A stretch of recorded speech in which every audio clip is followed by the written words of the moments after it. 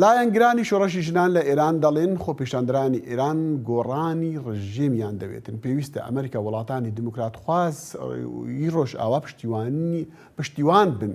ئایا شۆڕەشی ژنان لە ئێران پێویستی بە چ جۆرە پشتیوانیەکە؟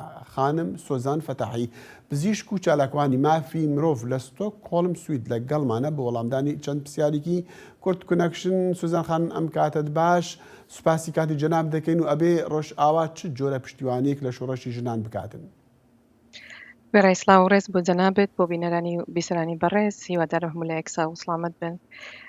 بەڵێ ڕاستە کە تاکو ئێستا وڵاتانی ڕۆژاوە پشتگیری خۆیان بە نووسینی بەیانکردنی ئێلامە و ڕاگەاندن پشتگیری شۆڕشی ژینە شۆڕشی ئێستای گەلانی ئێرانیان کردووە و ئەوەش جێگای دەستخۆشیە و نیشانیان داوە کە لە ڕێگەی بەشداریکردن لە خۆپێشاندان و حتا بەڕێوەبرنی خۆپێشاندان لە باسەکان لە پەرلەمان و لە ناو حکوومەت و لە گفتوگۆکانیان داوای نیشان داوە کە پێشگیری شۆڕشی ژینان شۆڕشی ئێستان کە لە ئێران و بەتایبەت لە ڕۆژهەڵاتی کوردستان بەڕێوە دەچێت. بەڵام ئەوە تەنها ڕێگا حلێک نییە، تەنها ڕێگا چارەیەک نییە بۆ ئەوەی کە شۆڕشە بەردەوام بێ. ئەو شۆڕشە پێویستی بە پشتگیری زیاتر هەیە و پێویستی بە نیشاندانی بە ئەمەلی کار هەیە. ڕاستە لە پەرلەمانی ئەوروپا ڕایانگەیاند کە پەیوەندی دیپلۆماسیەکانیان لەگەڵ ئێران لەگەڵ جمهوری ئیسلامی ڕادەگرن، بەڵام دەبینین کە ئێستاش هەموو وڵاتانی ئەوروپایی سەفارەتەکانیان لە ئێراندا هەرماوە و نەفەراتی خۆیان نەهێناوەتەوە و کە من ئەو وڵاتانەی کە سەفیرەکانی ئێرانیان داوت کردووە بان کردو بۆ یەکە باس لەسەر وەزی ئێستای ئێران بەگشتی بکەن و حتا ئەو کاریان نەکردو کە هەوڵ بدەن کە بە شێوەیەکی تونتر بێنە پێشێ بۆ ئەوەی کە سۆزان خان ینی مەبەست ئەوەیە کە فشاری دیپلۆماسی لەسەر ئێران دابنڕێ. بەڵام حەزم دەکرد لەو بابەتە دەرچم کەمێک دەگەڕێمەوە لەسەر هەمان بابەتەکان، بەڵام وەک پزیشک دەمویست پرسیال لە جەناب بکەم چەندێک ئاگاداری باری تەندروستی ئەو پارێزگاکانیان ئەو هەرێمانەی کوردین لە ڕۆژ ئاوا کە فشاری زۆریان لەسەرە. لە ڕۆژهەڵاتی کوردستان لە سەرەتاوە حکوومەت بە شێوەی پێویست هەوڵی نەداوە بۆ دروستکردنی باری تەندروستی خەڵکی، بۆ دروستکردنی نەخۆشخانەی باش بۆی کە بتوانێت پسپۆری باشی تێدا کار بکات. لەگە ڕێزم بۆ هەموو دکتورانە، بەڵام دەزانم کە ئەو ئیمکاناتی کە پێویستیانە لە ئەوڵدا لە لای جمهوری ئیسلامیەوە بۆ خەڵکەی دانەنراوە. ئەو یەکەم. دووەمیش کە جمهوری ئیسلامی و کاربەدەستانی حکوومەتە بە درڕندەترین شێوە دەستڕێژی گولە دەکەن بەسەر خۆپێشاندان و بە سەدان کەس بریندار دەکەن، بە سەدان کەسن تا ئێستا کوشتووە. بەڕاستی ئەوە وای کردووە کە ئەو بریندارانەی کە ئێستا لە ڕۆژهەڵاتی کوردستان هەن نەیانوێراوە سەدای نەخۆشخانەکان بکەن و بە شێوەیەکی ڕەسمی چارەسەریان بۆ بکرێت لە ترسی ئەوەی کە دەستگیر بکرێن و دوایی ئاراستەی زیندان ئێوە لە دەرەوە هەوڵێکتان داوە بۆ یارمەتی دانیان؟ بەڵێ ئەگە دوای پرسیارەکەم وەزعەتی ئێستایان باشنێ لە ڕاستیدا، لەبەرەوەی کە ئەو پێداویستە پێویستیانە نییە و ئەو کارانەی کە دەکرێن بە شێوەی شاراون لە ماڵانن لە دێهاتەکان دەکرێن و ئەو ئیمکاناتێکی هەیە بەڕاستی نیانە.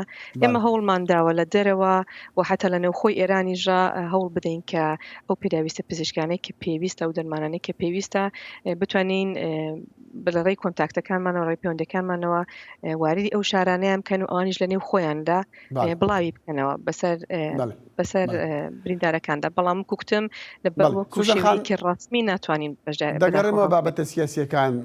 بریتانیا خۆت ڕەنگە بیست بێت دوێنێ و پێرێ بە فەرمی سوپای پازدارانی ئێران وەکو گروپێکی تیرۆریستی دەناسێنێتون بەهۆی ئەوەی کە بەهۆی نەڕەزەکان دژ بە حکوومەتەوە 7 کەسیان دەستگیر کردووە. هەڵبەت ئەو سوپای پازداران بە تاوانی پەیوەندیان لەگەڵ بریتانیا. حەز دەکەم گوێ لە شیکردنەوەی جەنابت بگم بۆ هەنگاوێکی بەم شێوەیە. هەر هەنگاوێک کە بێتە هۆی زەعیفکردنی حکوومەتی جمهوری ئیسلامی هەنگاوێکی پیرۆزە. ئەوەش بۆ خۆی وا دەکات کە ئینتەرناشنڵ دەنگدانەوەی زیاتری هەبێ، پشتگیری زیاتر بێت لەو شۆڕشە کە بەڵێ ئینگلیستان وەکو وڵاتێکی بەهێز کە تاکو ئێستا لەوانەیە بە شێوەی پێویست تون نەبێت بەرامبەر با سیاسەتی ئێران لێردا نیشان دەدا کە بەڵێ منیش بە خستنی سوپای پاسان لە لیستی تۆریستەوە ئەو پشتگیری ئەو شۆڕشە دەکەم و بە ئێران نیشان دەدەم کە ئیدی منیش لە بەرەی ئەولاترم لەبەرەی تۆدانی و ئەوە ژوا دەکات کە وڵاتانی دیکەی ئەوروپایی وڵاتانی دیکەی دنیا پشگیری لەوە بکەن کە سوپای پاسان بێتە نێو لیستی تۆریستە و بێگومان ئەوە دەبێتە هۆی بەرتەسکبوونەوەی کار و چالاکی ئەندامانی سوپا و ئەوەش لێدانێکە لە ناخی جمهوری ئیسلامی لەبەرەی جمهوری ئیسلامی لە چل ساڵی ڕابردوودا هەموو کارێکی خۆی کردووە بۆ بەهێزکردنی سوپای پاسداران لەبەرەوەی کە دەزانین ڕۆڵێکی بەربڵاویان هەبووە لە شێواندنی خۆڕڵاتی ناوەڕاست و لە دەست تێوەردانی سیاسەتی وڵاتانی دەوروبەر و لە تێرۆریست ئینترناشنال تێرۆریزم یان لە تێرۆرکردنی نەیارانی جمهوری ئیسلامی. بچینە ناو ئێران پێش چەند ڕۆژێک سەرۆکی مەجلیسی شورای ئیسلامی ئێراندانی بەوە ناکە پێویستی بە چاکسازی لە سیستەمی حکومەتدا لە هەموو بۆرەکاندا دەوێت.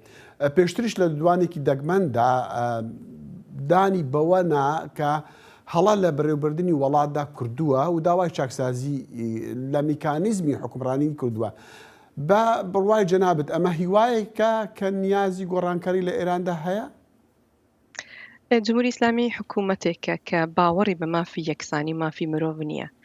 بۆیە ئەم باوەڕم بەوە نییە کەوان دەتوانن چاکسازی دروست بکەن. خودی حکوومەتەکە لەسەر زوڵم و زۆری و تۆقان و ترسان دروست کراوە.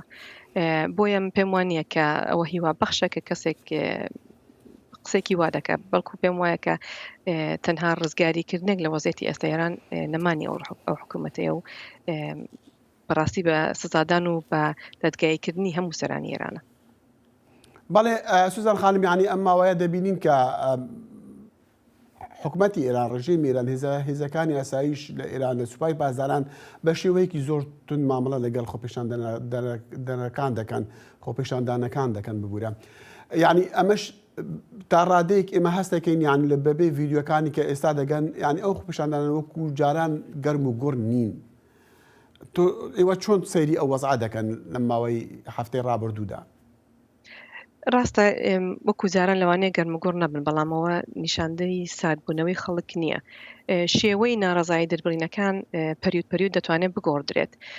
بۆمان دەرکەوتۆ کە خەڵکی ڕۆژهەڵاتی کوردستان بە گەورە و بەچووکە بە پیر و بە جەوان هاتنە شەقامەکان و ئێستاش ئامادەن بێنە شەقامەکان. بەڵام ئایا ئەوە کارێکی دروستە لە ئێستادا وەختێک کە جمهوری ئیسلامی بە درڕندەترین شێوە بە تەقەکردنی ڕاستەوخۆ لە خۆپێشاندان بەرامبەریان دەبێتەوە. بۆیە لە ئێستادا مێتودی ئەو خۆپێشاندانە گۆڕدراون زیاتر دەتوانێت لە کۆبوونەوەی کەمتردا بە جەمعێتی کەمتر بێنە بەرچاو. بەڵام هەر بەردەوامن بەتایبەت لە خوێندکاکان لە ڕانیژگاکان لە شوێنی کارەکان هەر وەختێک بۆ نمونە ناوەندی هاوکاری حیزبەکانی کوردستانی ئێران داوای خوانێکیان کرد بکە خەڵکی دی دوکانەکانیان داخن ئەو کارانیان کردوانی خەڵک ئامادەی کارە بەڵام تۆ ناکرێت ریس بکەی بەڕاستی کە و خەڵکە هەمیشە بە بەردەوامی لە شەقام بن و تووشی توندوتیژی ڕسمی بنەوە. خانم سوزان دەمانبینی لە سەرەتای خۆپێشاندنەکان کە پەیوەندیەکان لە نێو شارەکاندا و بە تایبەتی لە سۆشیال میدیا و ئەوانە زۆر بەهێز بوو. ئایا ئێستا ئەو هێزە ماوە خەڵک ئاگاداری یەکترن لە شارەکان لە شوێنەکان لە هەرێمەکان چی دەکرێت چی ناکرێت؟ پێم وابێت کە ئەوانی شێوەی پەیوەندی خۆیان هەیە لەوانەیە کە وەکو من و جەناب نەتوانین لە سۆشیال میدیا بە ئازادی بکەین بەڵام پەیوەندەکان ئەڵقاڵقەن و بە دڵنیایەوە کە هەیەە. بەڵام لەبەر ئەو زوڵم و ئەو توندوتیژەیە کە لەلایەن حکوومەتی ئێرانەوە بەرامبەر بە خەڵک دەکرێت و ئەو هەموو کۆنتترۆڵی کە بەرامبەر بە خەڵکەیە ئەو خەڵک ناتوانێت بە ئاشکرا شتە بکە بەڵام بە بێگومان پەیوەندەکان هەر هەن بەڵام لە ڕێگەی خۆیانەوە. خانم سوزان فەتاحی پزیشک و چالاکوانی مافی مرۆڤ لە ستۆکهۆڵم زۆر سوپاسی کاتی جەناب دەکەین. دەستەکان خۆش. سپاس بۆ جەنابەت. ڕۆژ باش.